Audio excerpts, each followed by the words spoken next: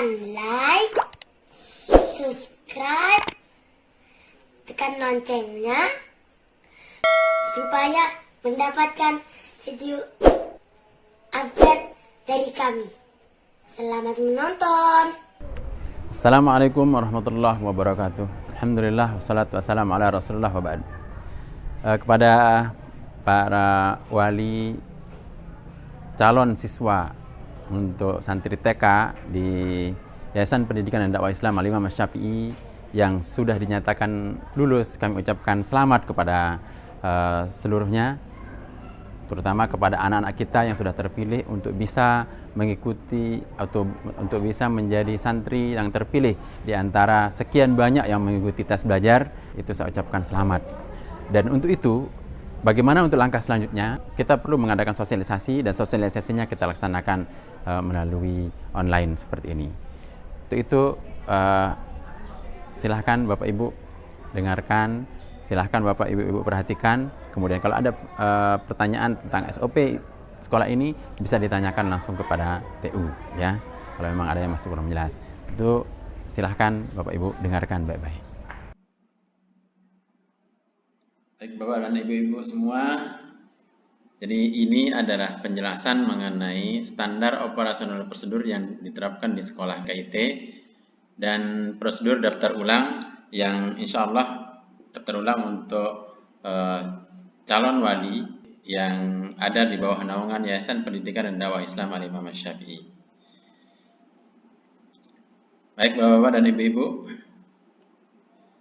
sebelum kita ke SOP-nya, jadi ingin kami paparkan bahwa sekolah kita di sini di TK Islam Terpadu itu alhamdulillah sudah secara legalitas itu sudah memiliki NPSN, artinya bahwa segala legalitas dari pemerintah itu sudah ada ya. Untuk jenjang pendidikan TK, NPSN kita itu adalah 6991948 ya.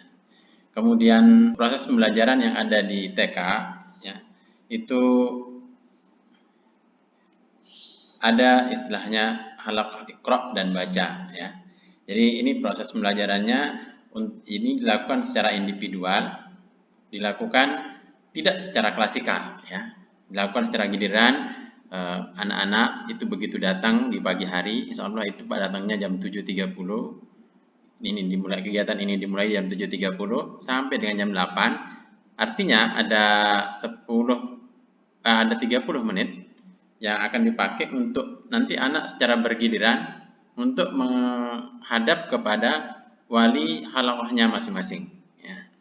Di wali halaqah ini, jadi masing-masing anak di dalam proses belajar yang ada di sekolah ya, itu ada dalam setiap halaqah itu ada 12 anak maksimal ya.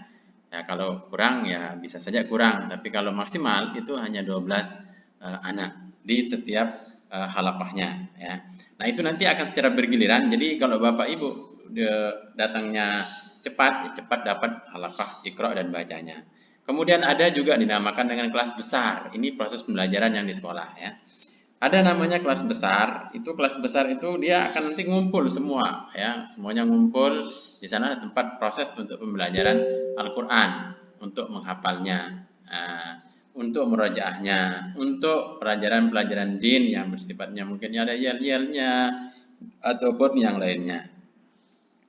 Itu setelah halaqah besar itu baru nanti akan ada pembelajaran tematik ya. Di tematik ini sudah masuk ke dalam halaqah kecilnya atau kelas kecil ya. Kelas kecilnya itu berbentuk halaqah. Di sana ditematikkan dan juga dia akan belajar menghafal disesuaikan dengan apa target daripada hari itu ya. Target dari hari itu untuk kelas TK, untuk TK itu targetnya minimal satu baris setiap hari ya. Jadi disinilah nanti di proses yang kelas tematik ini, dia akan diramu sedemikian rupa untuk tematik ini dia belajar tematik sekaligus dia nanti juga di sana ada pembelajaran tentang hafalan Al-Qur'an dan hafalan hadis-hadis Arba'in An-Nawawi. Kemudian ada juga namanya kelas alam. Kelas alam ini biasanya kita belajarnya di luar kelas ya. Nanti bisa belajar di lingkungan sekitar, bisa melihat juga yang di jalan atau di pasar, ataupun mungkin nanti bisa di tempat-tempat industri, atau bisa juga dilakukan di tempat-tempat pertanian, peternakan, perikanan gitu kan. Tergantung dari tema yang ada pada pembelajaran itu. Nah, untuk pembelajaran ini kita desain nanti didesain sendiri sesuai dengan tema oleh gurunya masing-masing yang ada di halaqah itu. Ini proses pembelajaran di sekolah ya. Ini proses yang ada pembelajaran yang dilakukan di sekolah ya. Nah, kita juga ada proses belajar di rumah namanya ya. Di lembaga TK maupun lembaga SD, karena kita namanya proses belajar itu sepanjang masa. Jadi belajar itu tidak hanya dilakukan di sekolah saja. Karena di sekolah kalau TK itu kan dari jam 7.30 itu paling ada beberapa jam sampai jam 11 ya. Hanya itu ya. Kemudian kalau SD itu hanya beberapa jam di sekolah. Nah, lebih banyak jam anak-anak ini di rumah, gitu kan? Nah, untuk itu proses pembelajaran kita itu tidak ansih belajar di sekolah. Jadi kita itu proses belajarnya itu dilakukan di rumah juga. Ya, bagaimana proses belajar di rumah? Ya, itu kita akan lakukan setiap hari. Ya, setiap hari selama hari belajar itu tetap kita akan laksanakan setiap hari kecuali hari liburnya ya. Jadi hari libur kita ada hari liburnya itu hari Jumat ya. Selain itu kita akan selalu belajar di rumah maupun di sekolah maupun di rumah ya. Sehingga semboyan kita memang tiada hari tanpa belajar ya. Jadi kapan kita tidak belajar? Nah, saya sering katakan itu ke teman-teman atau ke anak-anak ya, bahwa kapan kita berhenti belajar? Nanti ketika salah satu kaki kita diinjakkan di surganya Allah Subhanahu wa taala ya. Baru di sana kita berhenti belajar. Kalau sekarang ya sampai kapanpun kita harus selalu belajar. Karena apa? Belajar kita diwajibkan untuk belajar, bukan diwajibkan untuk bisa ya. Nah, sebagaimana hadis Rasulullah SAW yaitu talabul ilmi fardhatun ala kulli muslim. Menuntut ilmu itu wajib hukumnya bagi seluruh orang Islam, ya. Tanpa terkecuali. Yang namanya orang Islam itu tanpa terkecuali, mau laki, perempuan, tua, kecil, yang penting dia masih hidup, maka dia wajib untuk melaksanakan belajar itu. Untuk itu, dalam rangka mengamalkan sunnah Rasulullah SAW itu, maka moto kita di Imam Syafi'i itu adalah tiada hari tanpa belajar, ya. Dalam rangka untuk ketakwaan kepada Allah SWT, yaitu melaksanakan perintah Rasulullah SAW. Itu apa? Belajar, ya, thalabul ilmi. Ya. Nah, untuk belajar di rumah supaya terarah, kita akan bekali anak-anak kita dengan buku kontrol hafalan dan murojaah namanya. Nah, di buku kontrol itu nanti Bapak Ibu orang tua ya kita wajibkan ya untuk mendampingi anak-anak kita. Bukti wajibnya itu ada tanda tangan orang tua. Jadi belajar di Imam Syafi'i itu tidak seperti di sekolah-sekolah yang lain yang orang tua dengan serta-merta bisa menyerahkan anaknya untuk belajar di sekolah ya. Tapi kalau di Imam Syafi'i kalau Bapak Ibu ingin serta-merta menyerahkan ke sekolah saja, maka saya katakan Imam Syafi'i bukan tempat yang tepat ya. Untuk itu bisa ya Bapak Ibu bisa konfirmasi nanti ke TU kalau memang seperti itu ya. Nah, tapi kalau Bapak Ibu siap ya untuk membimbing anak-anak itu untuk belajar di rumah, berarti Imam Syafi'i lah tempat yang tepat. Karena apa? Imam Syafi'i itu hanya sekedar wadah ya. Imam Syafi'i itu hanya sekedar wadah yang akan membantu Bapak Ibu untuk mengajarkan anak-anak itu. Karena apa? Anak-anak itu sebenarnya kalau kita lihat itu adalah bagian dari tanggung jawab orang tua. Kenapa? Kenapa saya katakan seperti itu? Yang menjadi yang punya kewajiban yang betul-betul kewajiban, ya kewajiban yang sangat besar itu ada di masing-masing orang tua untuk mendidik anaknya sampai dia balik, ya mendidik anak itu sampai dia balik itu adalah kewajiban orang tua. Jadi sekolah dalam hal ini adalah wadah yang akan membantu terselenggaranya kewajiban orang tua, ya. Jadi kita bersinergi dalam hari ini. Kalau tidak bisa bersinergi, jadi bukan Imam Syafi'i bukan tempat yang tepat untuk anak-anak dan untuk anak-anak kita, anak-anak Bapak Ibu untuk belajar, ya. Karena kita ingin Imam Syafi'i itu menjadi wadah, menjadi media atau menjadi pelengkap yang akan membantu kewajiban, tugas dan kewajiban bapak-bapak dan ibu-ibu selaku orang tua yang akan punya kewajiban untuk mendidik. Karena apa? Yang akan dimintai pertanggungjawaban nanti itu adalah bapak ibu sendiri. Itulah yang akan dimintai pertanggungjawaban. Karena apa? Dikatakan kullukum ra'in wa kullukum mas'ulun an ra'iyati. Setiap kita itu adalah pemimpin, ya. Dan setiap pemimpin itu akan dimintai pertanggungjawaban terhadap apa yang dipimpin. Keluarga dipimpin oleh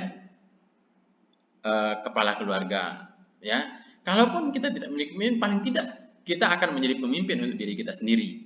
Sehingga kita akan dimintai pertanggungjawaban tentang apa yang kita lakukan.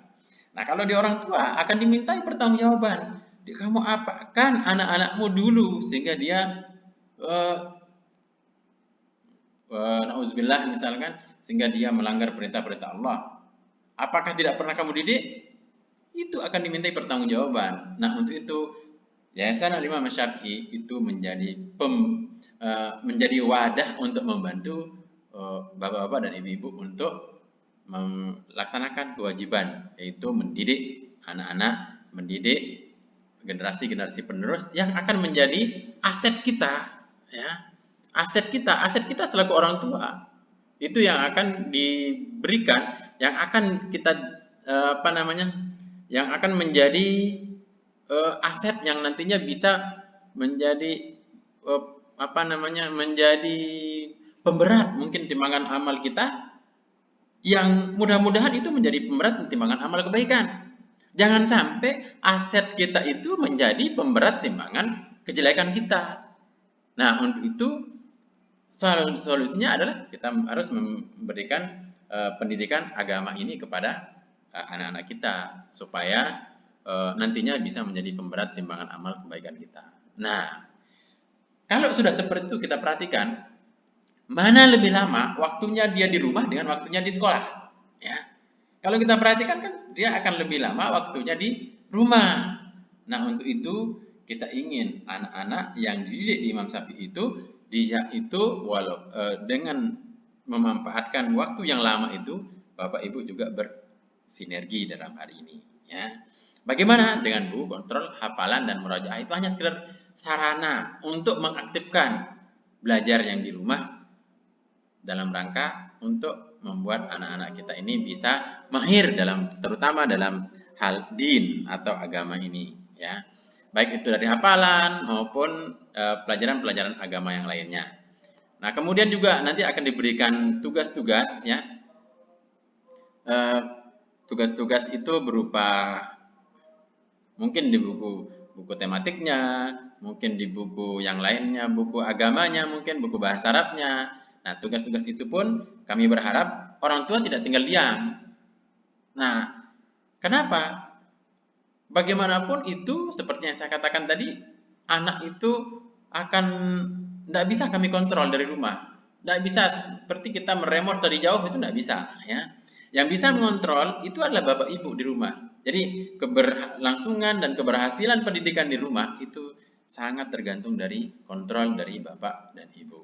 Jadi kalau Bapak Ibu ya sanggup dengan hal ini, bisa kita lanjutkan untuk penjelasan selanjutnya. Tapi kalau Bapak Ibu tidak sanggup untuk mengontrol anak di rumah, silahkan. Tidak perlu lanjutkan penjelasan ini, cukup sampai di sini penjelasannya dan Bapak Ibu lapor ke TU tidak sanggup. Ya, demikian. Supaya kita tidak terlalu panjang lebar. Oke? Nah, kalau Bapak Ibu sanggup, kita lanjutkan. Dan saya yakin Bapak Ibu sanggup untuk melaksanakan hal itu, karena itu adalah kewajiban dari kita semua selaku orang tua. Ya, lanjut. Kemudian ada juga sesinya nanti akan belajar di rumah pada hari-hari tertentu. Nah, belajar di rumah pada hari-hari tertentu ini dia akan selamanya di rumah. Kalau yang poin pertama ya dan kedua ini menggunakan buku kontrol hafalan ini, dia mungkin di sekolah dia belajar, di rumah juga dia belajar. Nah, di sekolah di hari-hari tertentu. Tapi ada nanti saatnya mungkin ketika di sekolah misalkan taruhlah mungkin kita memiliki kegiatan di sekolah yang harus membuat anak-anak itu belajar di rumah ya sepanjang hari ya. Nah, ini belajar di rumah pada hari itu kita lakukan. Sebuah contoh ketika terjadi wabah COVID-19 yang sekarang kita hadapi, ini hampir setiap hari-harinya itu belajar di rumah ya. Nah, ini juga proses belajar ya.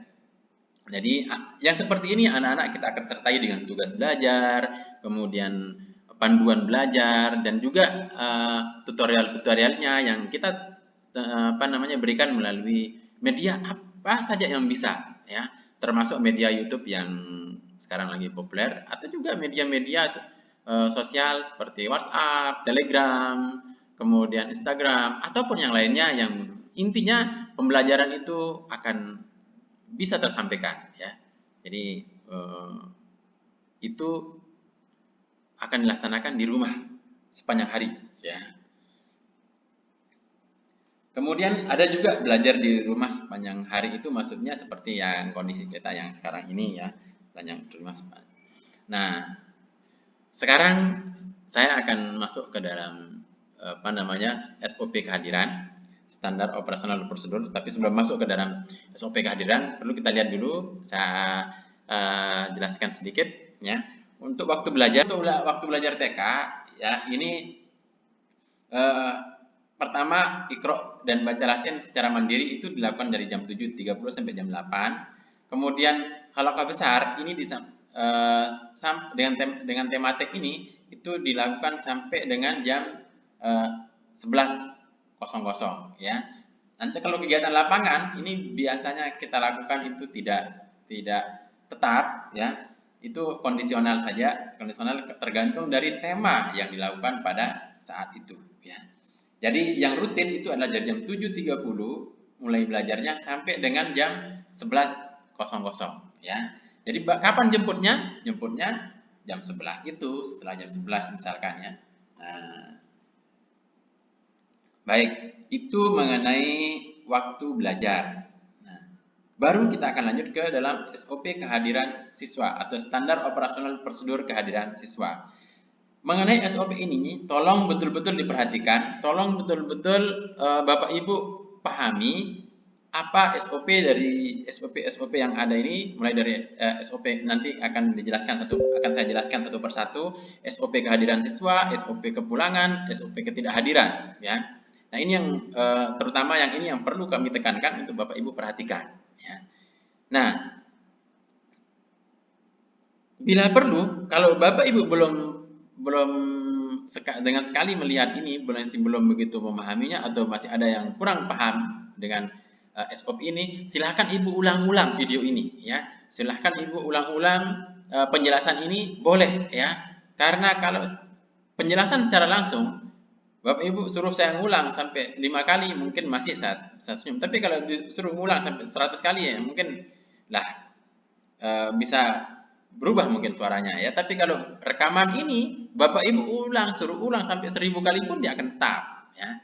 Jadi sampai Bapak Ibu paham sampai Bapak Ibu mengerti betul satu pemahaman tentang SOP ini, baru Bapak Ibu menyelesaikannya, dan juga baru nanti Bapak Ibu rundingkan ya. Bahkan sebaiknya kalau melihat ini sebaiknya bersama anak, bersama ibu dan bapak ya. Jadi dilihat bersama-sama supaya kita sama-sama paham ya. Baik, kita akan lanjutkan. Yang pertama ya, hadir di sekolah 15 menit sebelum bel berbunyi. Jadi bel berbunyi itu untuk TK itu kita akan bunyikan itu belnya itu jam 8 kurang 5 menit ya. Atau pokoknya antara jam 8 5 menit sampai jam 8 itu belnya akan dibunyikan untuk yang TK. Sedangkan untuk yang SD itu jam 7 lewat 10 itu kita bunyikan ya. Jam 7 lewat 10. Jadi 5 menit sebelum mulai belajar itu kita akan bunyikan belnya. Artinya itu kalau kita mulai jam 7.15 berarti belnya akan dibunyikan jam 7.10. Nah, untuk itu dipastikan dia sudah hadir ya, dipastikan sudah hadir dulu di sekolah minimal maksimal jam 7 lah. Jam 7 sudah hadir. Karena apa? Ada prosesi sebelum itu, ada yang dilakukan, yaitu mengisi daftar hadir berupa fingerprint ya. Dia akan mengisi daftar hadir langsung fingerprint ya. Begitu dia fingerprint, kalau sistemnya sedang on, berarti begitu fingerprint nanti akan terlaporkan kehadiran anak-anak kita jam berapa, akan langsung terlaporkan kepada HP Bapak Ibu yang sudah terdaftar di sistem JIBAS kita ya. Itu kalau Bapak Ibu yang memiliki WhatsApp ya. Tapi kalau tidak ada ya berarti tidak terlaporkan ya. Ini ketika sedang normal. Tapi kalau sedang corona seperti ini, jadi belajarnya di rumah tidak dilakukan seperti ini ya. Tidak perlu fingerprint ya. Nah, kalau misalkan listriknya mati, nah itu nanti akan dilakukan oleh guru atau wali kelas yang bersangkutan di masing-masing kelasnya. Kemudian datang ke sekolah dalam keadaan berwudu. Nah, ini yang sangat penting. Jadi kita betul-betul mempersiapkan anak-anak itu untuk belajar menghafal Al-Quran, belajar agama itu dengan keadaan suci ya. Sehingga dari rumah diupayakan, dari rumah itu sudah betul-betul sudah mungkin berwudu dulu, karena kalau dia harus berwudu di sini memang kita sediakan di sekolah, memang kita sudah sediakan tempat wudu di masing-masing kelas. Itu ada tempat wudunya, ada toiletnya di masing-masing kelas ya. Kemudian di luar juga sudah kita sediakan banyak. Akan tetapi itu akan sangat menghambat, sangat lambat jadinya ketika harus misalkan antri banyak ya, ada 200-an atau 300-an yang harus antri ya, itu pun akan memakan waktu yang lumayan banyak. Untuk itu diharapkan ini Bapak Ibu sudah mempersiapkan anak kita dia dalam keadaan sudah berwudu. Kecuali kalau sudah berwudu kemudian dia batal ya, nah lebih sedikit yang akan antri ya. Kemudian yang selanjutnya, siswa harus membawa perlengkapan belajar sesuai dengan jadwal pelajaran yang telah ditentukan. Jangan sampai nanti dia datang ke sekolah, dia hanya bawa dirinya, ya, atau dia bawa tas, tapi tasnya kosong. Nah, ini sering guru-guru kami mengeluh, ya, siswa itu datang ke sekolah bawa tas bagus-bagus, tapi tasnya tidak ada isinya. Ya. Nah, kalau yang ini, kalau yang di TK itu kita memang untuk mengantisipasi seperti ini, kita ada peralatan belajar yang nantinya itu ditinggalkan di sekolah ya. Peralatan belajar kalau saat itu anak-anak kita lupa ya. Tapi kalau SD tidak ada ya. Jadi SD pastikan mereka sudah membawa alat atau perlengkapan belajar yang sesuai dengan jadwal pada saat itu. Kemudian siswa yang tidak masuk harus memberikan keterangan kepada pihak sekolah melalui surat, telepon, SMS, atau orang tua datang langsung memberitahu. Ya.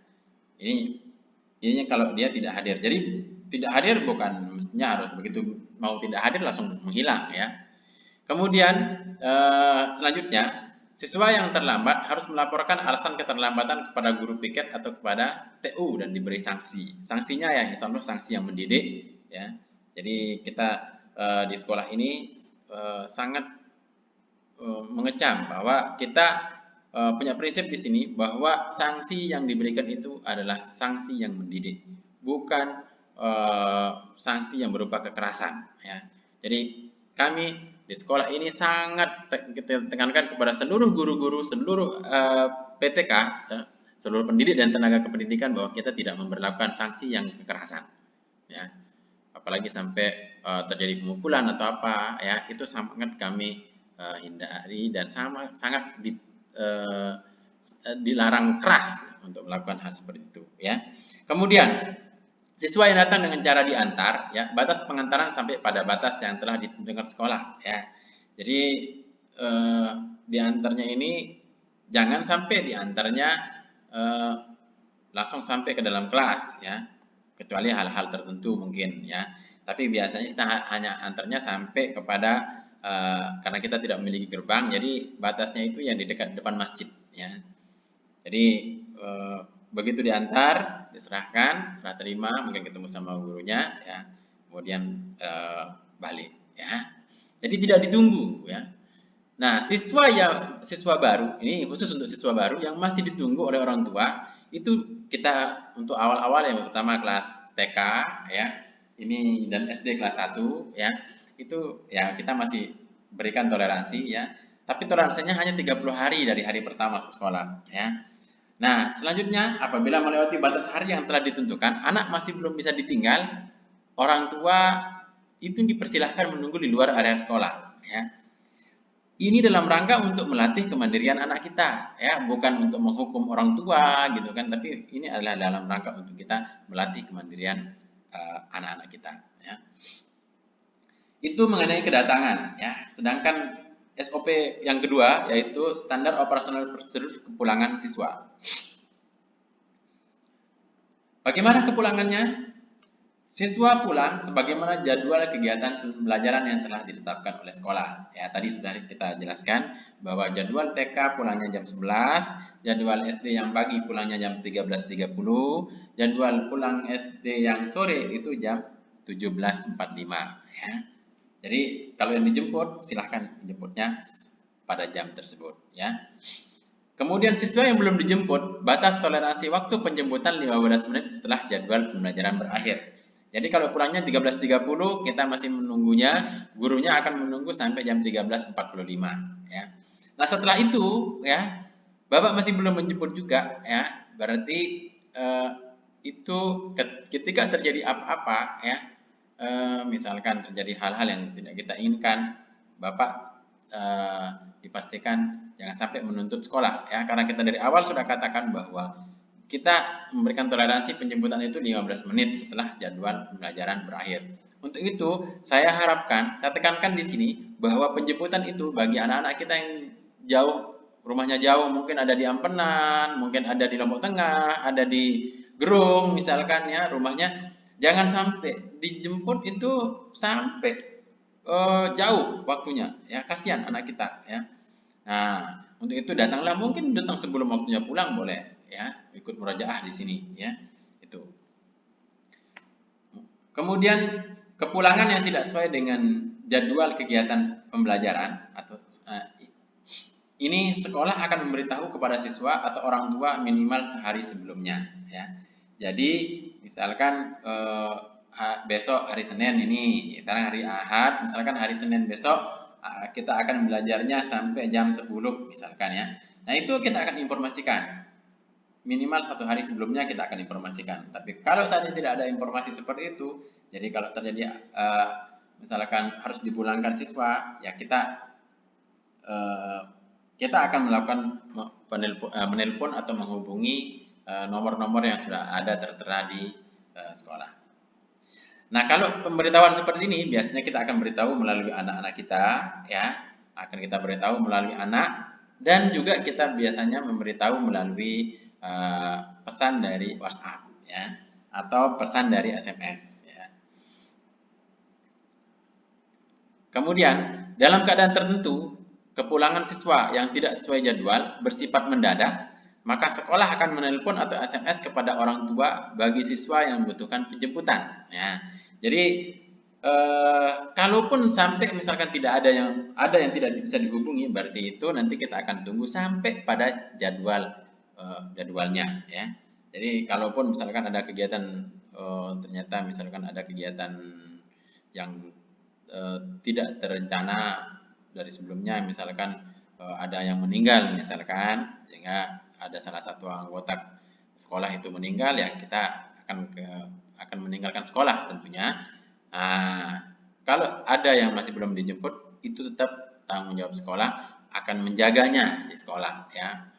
Tidak mungkin semua guru itu akan pergi, tapi nanti pasti akan ada, kita akan pikirkan akan untuk menjaga anak-anak kita. Jadi Bapak Ibu tidak perlu khawatir untuk masalah ini, insya Allah ya. Kemudian siswa karena sebab tertentu seperti sakit yang oleh sekolah perlu dipulangkan, maka siswa akan diantar oleh guru atau dikonfirmasikan kepada orang tua untuk dijemput. Ya, ini biasa kita lakukan kalau misalkan ya memang perlu untuk dipulangkan lebih awal, ya kita akan telepon. Kalau memang tidak bisa ditelepon, nanti insya Allah kita akan antarkan. Ya.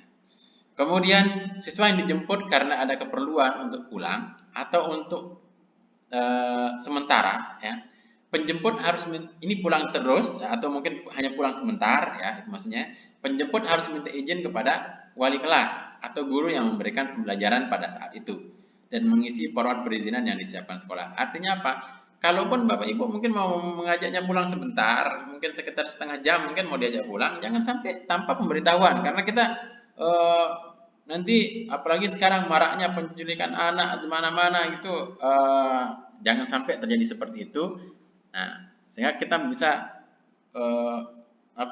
bingung nanti mencarinya, ya. Untuk itu kerjasamanya ini dengan pihak sekolah untuk melaporkan kepada kita apa yang akan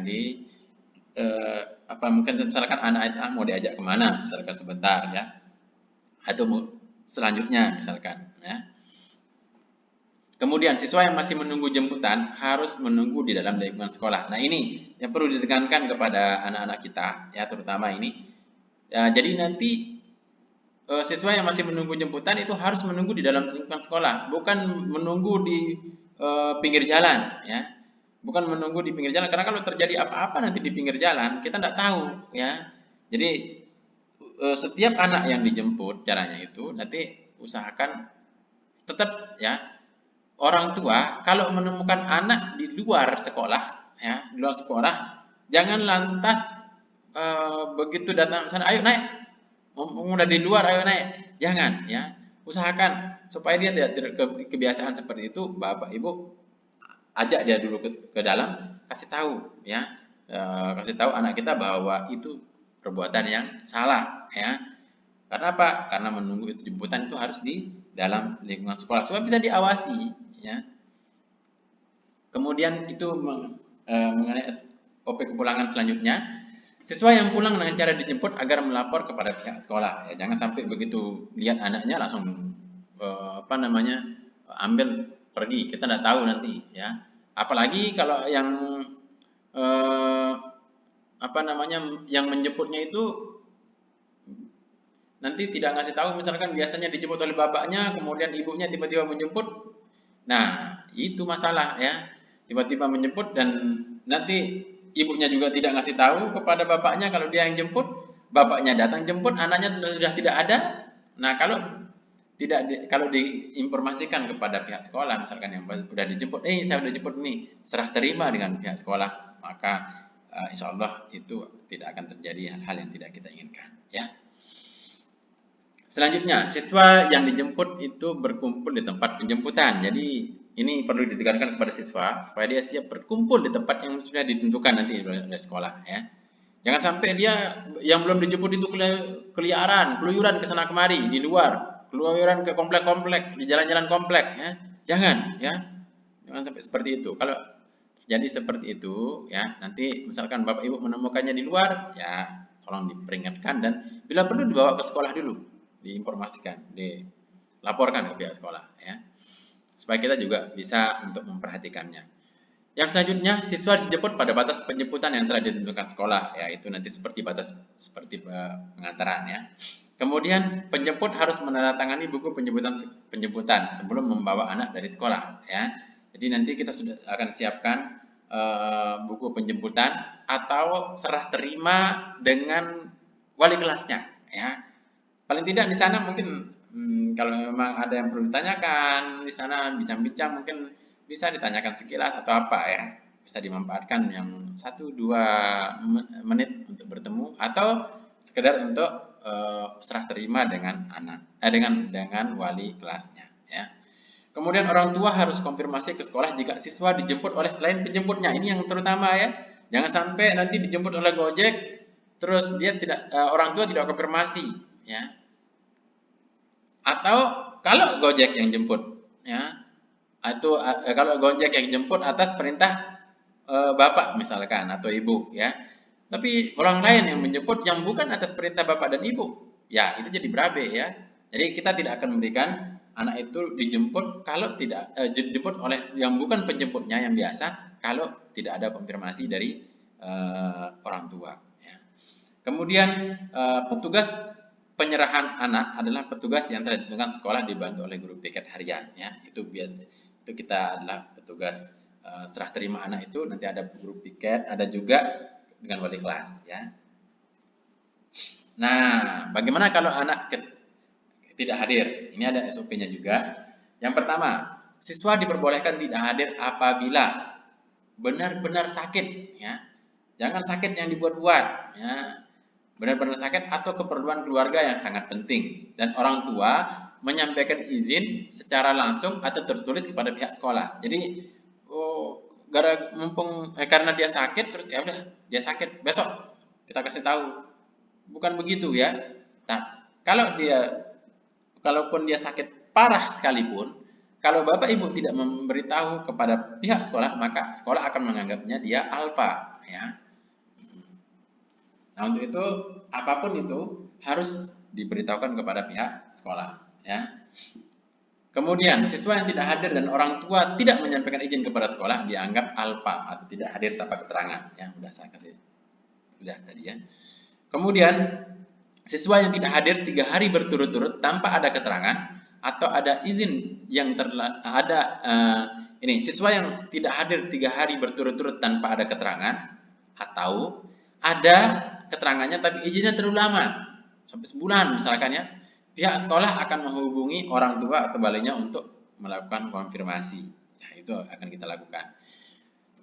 Nomor D, siswa sebagaimana di atas, bila orang tua atau wali tidak dapat dihubungi, setelah dikonfirmasi beberapa kali dan tidak ada perkembangan, maka sekolah menganggap orang tua telah mengambil kembali putranya dan siswa dinyatakan nonaktif dari sekolah. Ya, ini tentu sekali setelah kita coba hubungi, kemudian dia tidak ada mengangkat, tidak ada bagaimana, tidak bisa dihubungi, mungkin kita coba melalui tetangga atau mungkin teman-temannya juga tidak bisa ya, dengan sangat terpaksa tempat itu akan digantikan oleh yang lain kalau sedang waktu itu ada yang mau pindah misalkan ya.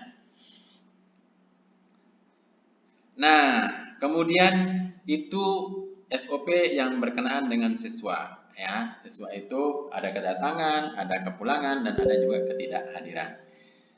Selanjutnya ada partisipasi orang tua di sini yang wajib dan ini kita buatkan absen dan kita buatkan laporan nanti di akhir semester itu kita akan memberikan di akhir tahun kita akan berikan penghargaan kepada wali-wali ya yang selalu taat dan mengikuti peraturan terutama ya untuk mengadakan pengajian dan rapat wali bulanan ya.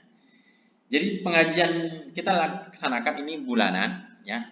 Biasanya kita lakukan pada hari Ahad pekan terakhir setiap bulannya. Jadi ini dilakukan pengajian yang akan dibahas adalah kitab tauhid ya.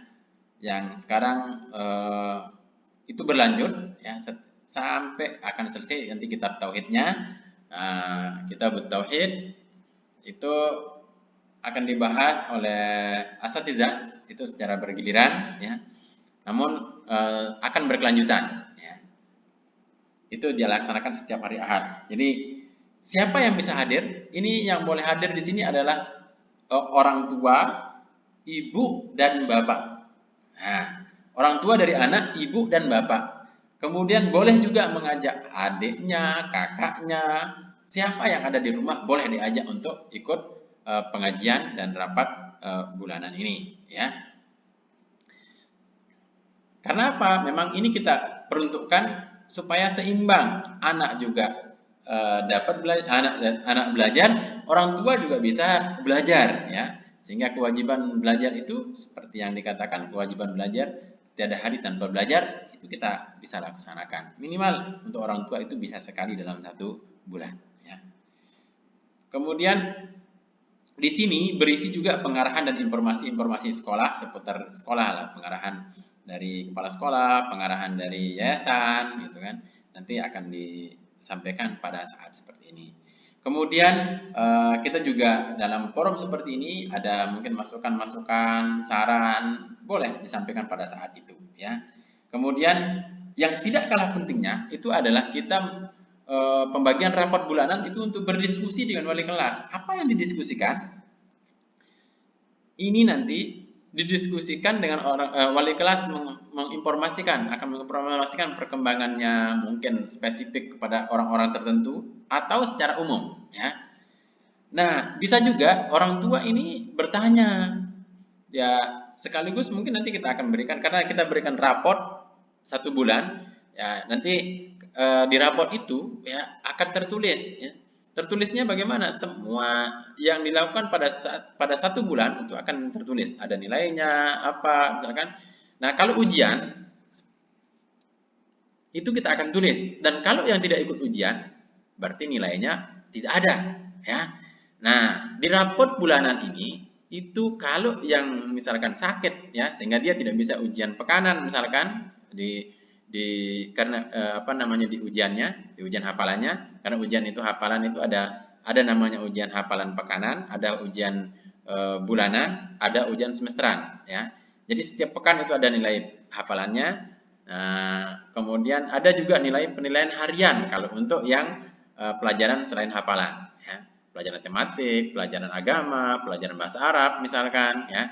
Itu ada ujian penilaian harian. Ada juga penilaian tengah semester, dan ada juga penilaian akhir semester, dan ada juga penilaian akhir tahun, ya. Itu yang dilakukan. Nah, masing-masing penilaian itu akan kita berikan. Kalau dalam 1 bulan itu ternyata ada penilaian harian, ada penilaian pekanan misalkan, itu kita akan berikan. Dan Bapak Ibu mungkin dari awal saya katakan bahwa kalau anak-anak kita tidak ikut berarti dia nilainya adalah 0, ya. Sekali lagi, kalau anak-anak kita tidak ikut maka nilainya adalah 0. Jadi besok kalau Bapak Ibu menerima raport bulanan kemudian nilainya 0, itu berarti anak itu tidak ikut, ya. Tidak ikut ujian. Bisa saja tidak ikut ujian karena dia sakit, atau mungkin karena dia tidak mau ikut ujian. Mungkin dia sembunyi atau bagaimana misalkan, ya. Nah, jadi itu untuk kontrol kita. Oh, saya antar kok setiap hari, kenapa dia nilainya 0? Nah, itu artinya bahwa dia tidak mengikuti ujian, atau mungkin dia tidak mengerjakan ujian sama sekali. Nah, jadi perlu. Nah, hal-hal seperti itu kita diskusikan kapan? Inilah fungsinya kita setiap bulan kita berdiskusi di sini, ya. Kemudian di rapat bulanan ini juga nanti akan dibagikan kartu infak, ya, kartu infak yang nanti apa itu kartu infak saya akan jelaskan nanti di slide berikutnya, ya. Nah, baru itu pembagian raport bulanan akan diberikan setiap bulan itu dicetak, ya. Yang walaupun tanpa mencetak pun, kalau bagi Bapak Ibu yang mau melihat nilainya lebih dulu itu bisa melalui sistem JIBAS kita, sistem akademik yang ada di JIBAS, yaitu nanti melalui info siswa, Bapak Ibu masukkan nomor induk siswa beserta PIN, nanti akan diberikan PIN. Itu biasanya PIN itu kita langsung sertakan di sampel raport, itu sudah ada kita sediakan PIN. Kalau Bapak Ibu tidak tahu itu atau lupa, nanti bisa menghubungi admin untuk melihatnya, ya. Bisa menghubungi TU untuk melihat, untuk meminta PIN-nya kembali, ya. Itu mengenai pengajian raport bulanan. Kemudian saya perlu sampaikan ini mengenai seragam sekolah. Ini seragam untuk TK, itu untuk hari Senin dan Selasa, yaitu warnanya ungu. Kemudian ini untuk seragam TK untuk apa namanya, hari Rabu dan Kamis, ya. Ini seragamnya warna dasarnya biru, ya. Kemudian untuk seragam TK hari Sabtu, ya. Kenapa tidak hari Ahad? Karena sekarang ini untuk TK itu hari Ahad itu kita pakai untuk workshop guru dulu. Jadi TK itu dia tidak seragam pada hari Ahad karena belajarnya di rumah, ya. Belajarnya di rumah. Jadi hari Ahad itu bukan hari libur tapi hari belajar di rumah, ya. Ini jadi seragamnya ada 3, yaitu seragam hari, saya ulangi, hari Senin dan Selasa, ini hari Rabu dan Kamis, kemudian ini hari Sabtu. Nah, kalau yang itu mengenai seragam yang ada di apa namanya, TK. Nah, selanjutnya untuk proses daftar ulang ini, ya, ada beberapa yang diperlukan. Ini contohnya, ya. Untuk biaya daftar ulang untuk TK di tahun 2020-2021 ini keperluan untuk belajar 1 tahun, ya. Ini ada Iqra, hadis arba'in, buku kontrol hafalan. Hadis arba'in ini hadis arba'in yang kita sudah penggal-penggal, ya. Jadi bukan seperti yang dicetakkan pada umumnya, ya. Ada buku kontrol hafalan, doa dan zikir, kemudian ada membaca bagaimana ini semuanya, ini buku mufradat, berhitung, akidah, kemudian menggunting dan menempel, fikih ibadah, ada kegiatan lapangan, ya. Nah, ada juga, ya, kalau ini akan langsung nanti akan diberikan untuk dibawa pulang, yang bagian A, ya, kebutuhan belajar ini. Kemudian yang bagian B ini peralatan sekolah yang ditinggalkan di sekolah, ya. Ini untuk apa? Ada pensil, penghapus, buku tulis, buku streaming, buku gambar, rautan, gunting, kertas lipat, lem, krayon, dan map, ya. Ini untuk apa? Untuk cadangan kalau Bapak Ibu lupa. Kalau anak kita hilang, misalkan dia punya pensil, baru diambilkan, ya. Sehingga tetap akan ada untuk belajar, tapi jangan diandalkan yang ini, ya. Maksudnya karena ada begini terus Bapak Ibu tidak menyiapkan dari rumah, jangan, ya. Dipersiapkan dari rumah, ya. Nah, kemudian untuk TK ini sifatnya gotong royong, jadi kita ada sumbangan sarana pendidikan ini. Kemudian ada pengadaan seragam yang tadi sudah ditampilkan, itu ada 3 seragam, satu seragamnya 170.000, ya. Sehingga jumlah keperluan santri ini ada 1.450.000. Nah, ini yang dibayarkan nanti pada saat melakukan proses daftar ulang. Kapan daftar ulangnya? Insyaallah nanti di sesi berikutnya akan ada tabelnya, ada jadwalnya, ya. Waktu pendaftaran ulang, saya tidak punya uang 1.450.000 katanya, ya, tidak masalah, ya. Jadi kita berikan di sini keringanan, ya. Tidak apa-apa. Bagi yang punya uang langsung itu apa namanya, yang punya langsung 1.450.000 itu bisa langsung melunasi di kasirnya. Bagi yang tidak memiliki itu nanti minimal dia bisa melakukan pembayaran itu 500.000 dulu, ya. Pelunasannya kapan? Maksimal 1 bulan setelah pembayaran, ya. Setelah pembayaran pertama, misalkan tanggal 12 Mei untuk melakukan pembayaran, misalkan tanggal 12 Mei melakukan pembayaran, berarti nanti paling telat tanggal 12 Juni pelunasannya, ya. Jadi nanti akan ada tanggalnya, ya. Ini. Kemudian untuk operasional sekolah kita,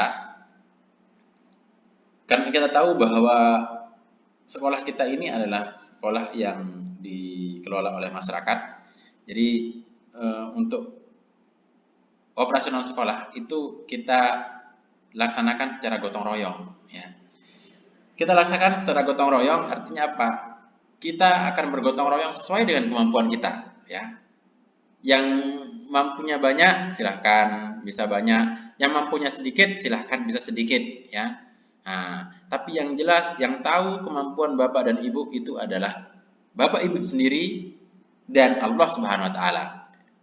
Intinya ketika misalkan Bapak Ibu mungkin mampu, ya, silahkan. Allah yang menjadi saksinya, ya.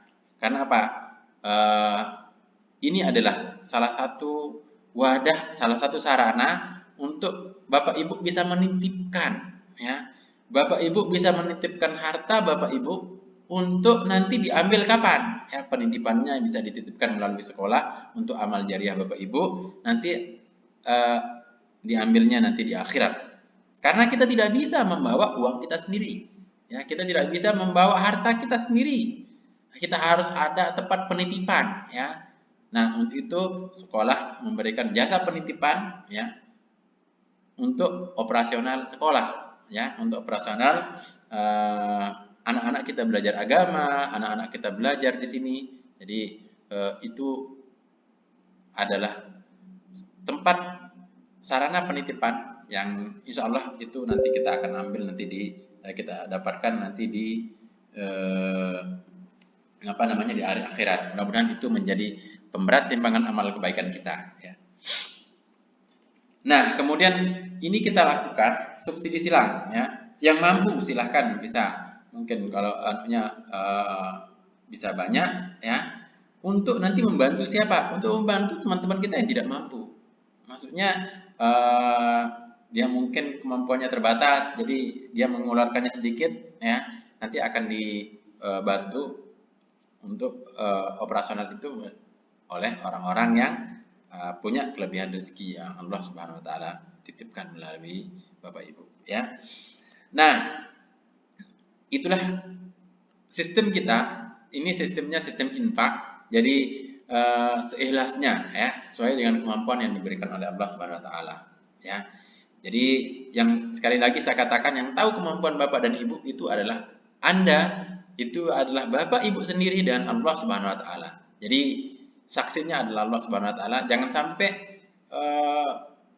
apa namanya, ketika Bapak Ibu mampu mengeluarkan banyak, ya, tapi Bapak Ibu mungkin bakhil atau mungkin karena sayang terhadap hartanya sehingga cara menyayanginya yang salah, ya.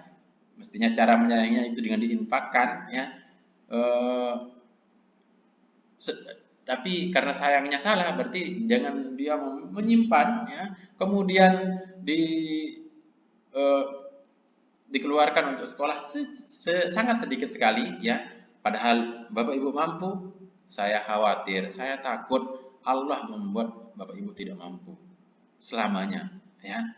Nah, kalau misalkan tidak mampu, kemudian berusaha semaksimal mungkin untuk mengeluarkan untuk pihak sekolah, ya, untuk amal jariah Bapak Ibu sendiri ke pihak ke sekolah nanti.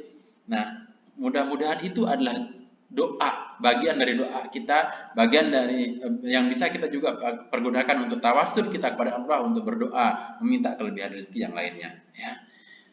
Nah, sistemnya itu adalah sistem infak bulanan. Jadi kita sekolah Islam terpadu, yang mana sekolah Islam terpadu ini kita tidak untuk hanya orang-orang kaya saja, atau tidak untuk hanya orang-orang miskin saja, atau tidak untuk kalangan tertentu saja, ya.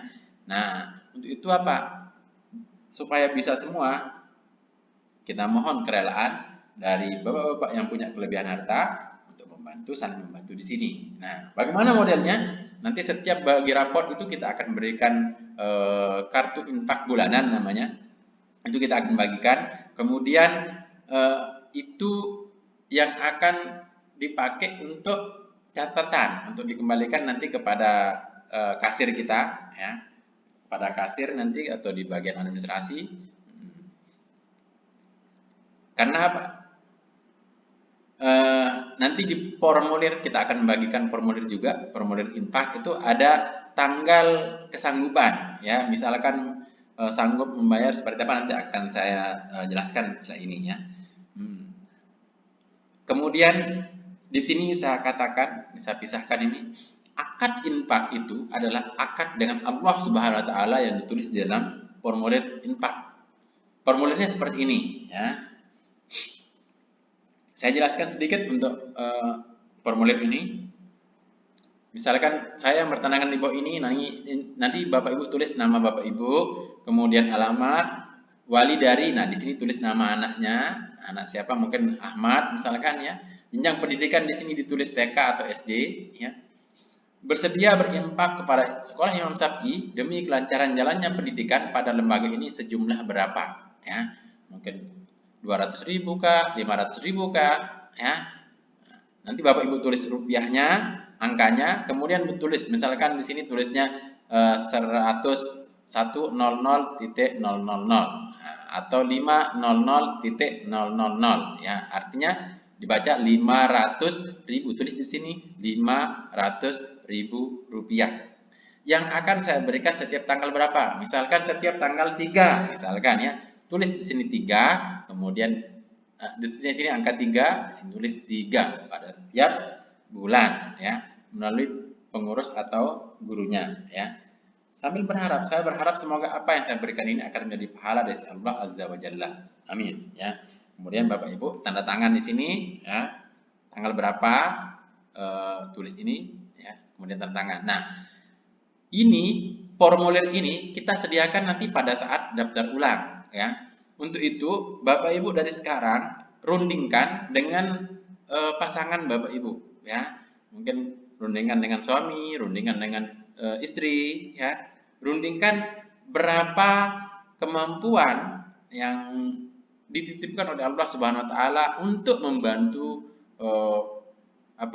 kelancaran dari sekolah kita, kelancaran dari lembaga pendidikan ini untuk amal jariah Bapak Ibu sendiri ya. Silahkan dituliskan di sini, silahkan ditentukan supaya nanti pada saat pengisian form ini tidak lama ya, karena kita tahu bahwa situasi kita saat ini adalah situasi sedang COVID-19, jadi kita perlu cepat-cepat namanya ya.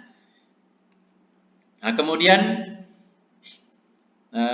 kalau nanti ada pertanyaan mengenai ini, silahkan Bapak Ibu ulang-ulang sedikit di sini kalau memang belum jelas, nanti bisa ditanyakan pada saat melakukan pendaftaran ulang ya, sesuai dengan jadwal yang akan kita berikan. Kemudian ada juga surat pernyataan orang tua ya. Ini dibuat dengan sukarela tanpa ada paksaan ya. Nah, ini mengenai apa surat pernyataannya? Sekarang saya akan lihatkan juga ya. Dan disertai materi 6.000. Silahkan Bapak Ibu sediakan sendiri materinya, materi 6.000. Kemudian formatnya sudah ada di sekolah ya.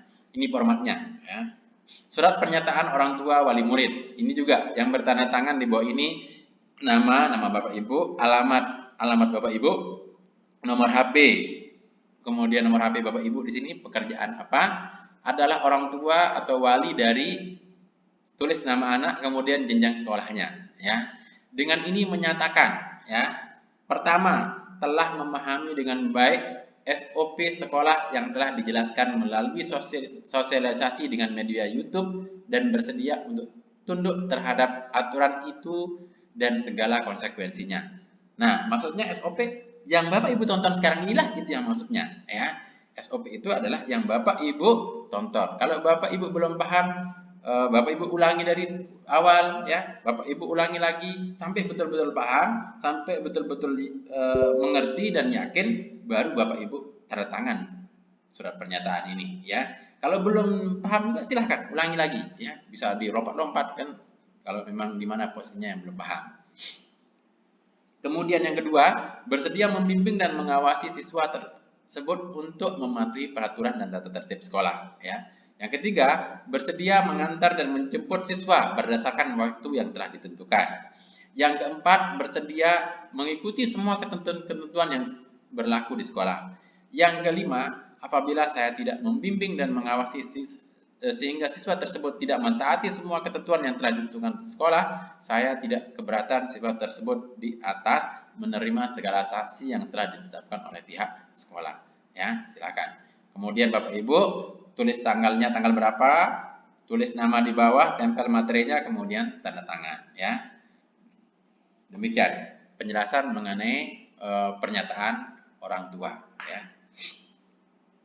Selanjutnya kita akan melanjutkan ke dalam ketentuan daftar ulang. Ya.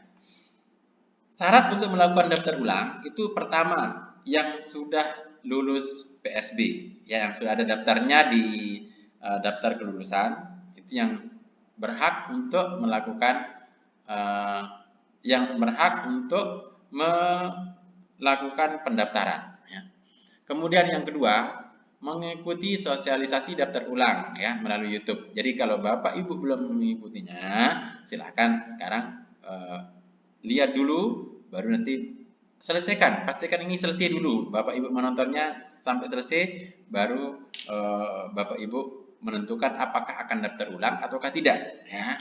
Kalau memang tidak daftar ulang, silakan. Mungkin kalau tidak sesuai dengan dengan keinginan Bapak Ibu tentang sekolah ini, silahkan ya. Tinggal Bapak Ibu konfirmasi supaya nanti teman-teman yang tidak kebagian tempat kemarin ini bisa menggantikan Bapak Ibu ya. Kemudian mendaftar pada waktunya. Nah, ini mendaftar pada waktunya ini nanti kita akan buatkan jadwal ya, insya Allah nanti bisa dilihat di website kita di Imam Syafi'i SCID di tempat pengumuman itu.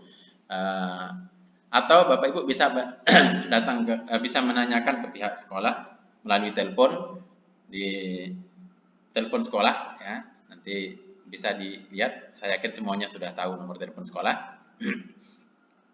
Di 0818 634 576 ya. Ya.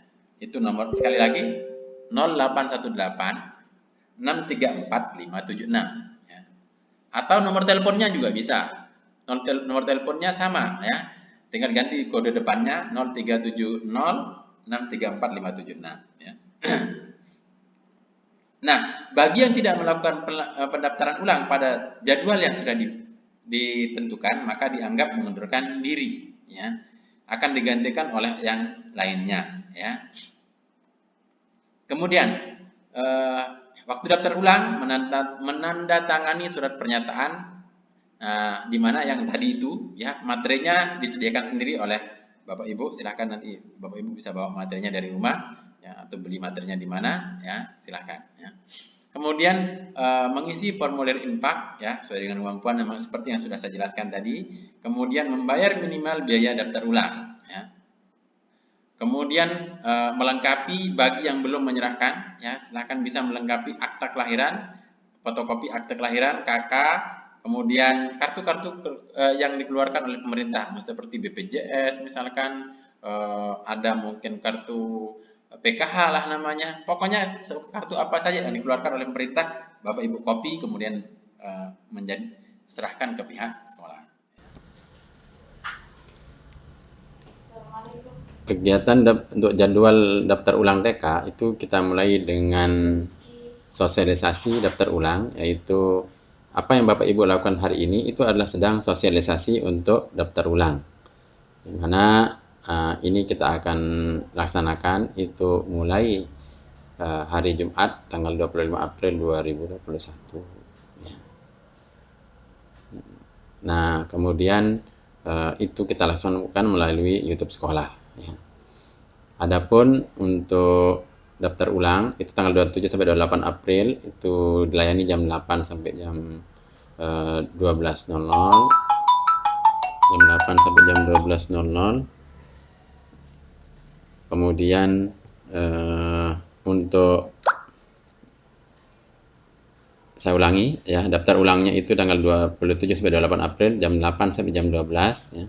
Kemudian untuk pelunasan daftar ulangnya itu tanggal 28 Mei 2021, itu 1 bulan setelah melakukan pembayaran pertama ya, seperti yang sudah dijelaskan tadi. Adapun waktu untuk pengukuran seragam itu akan dilakukan mulai tanggal 27 April yaitu hari Selasa. Itu diberikan dari kepada yang 20 orang pertama yang membawa anak pada saat itu. Adapun untuk hari selanjutnya silahkan Bapak Ibu itu akan ada jadwal untuk melakukan daftar ulang itu 20 per hari. Jadi nanti jadwalnya bisa Bapak Ibu dapatkan di TU. Nah, karena kita sedang dalam pandemi coronavirus atau COVID-19 ini ya, bagi siswa yang akan melakukan daftar ulang atau bagi wali